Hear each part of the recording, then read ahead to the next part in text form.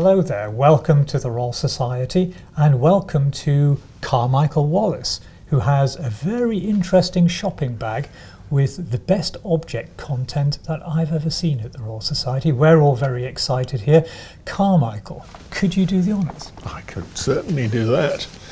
I don't know whether you'd like to put on your gloves to I bet I had, yes.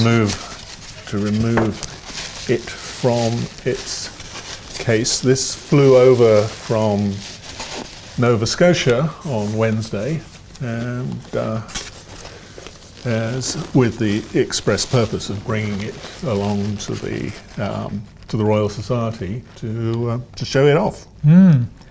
Are you ready for this, everyone? Because what we have here is the beer mug of Sir Isaac Newton, which is quite astonishing. What a survival. Yes, it is. Can you tell us how it happened to be with you? Well, it was actually gifted to my wife in the will of her uncle and had been passed to an ancestor of his who was a descendant of John Wickins, Mrs. Elizabeth. John Wickins is a name we know, of course, associated with Isaac Newton. Exactly. John Wickins was Newton's roommate at Trinity College for many, many years, actually. I think they lived together for 20 years. That's right, yeah. And when Wickins eventually went off to be an Anglican clergyman, he acquired all of Newton's domestic objects from the room. It was sent to him, which included this flagon. And so we think this was an appropriate gift for an Anglican clergyman.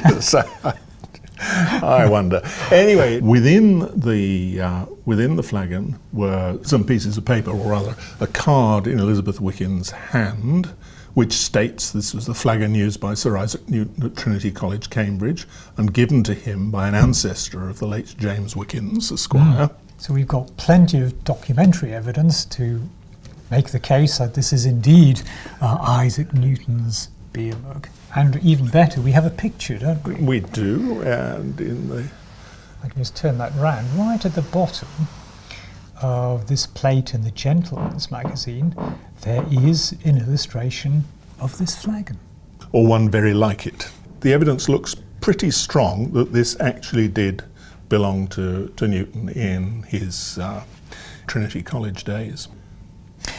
Now this is a beautifully made object, isn't it, Carmichael? I think it's absolutely gorgeous, and you can see it's obviously it's a wooden construction. We don't know the nature of the wood, although chances are it's field maple.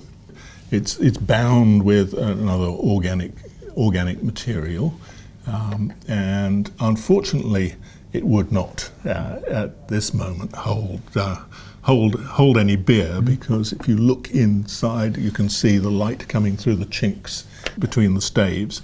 But it's a barrel construction, it's lovely wood, and considering its age, it's in a remarkable state of preservation, apart from just a couple of woodworm holes on the side.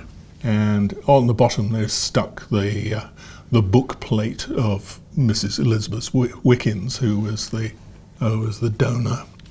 We didn't quite realise what a degree of interest there would be in Britain, and particularly at the Royal Society. Well, I have to say that I've never seen so many members of staff quite so excited about a museum object before. Right. It's wonderful. And Sir Isaac Newton, beer and history of science. What's not to like about that? Carmichael, thank you very much for bringing this in. You're most welcome.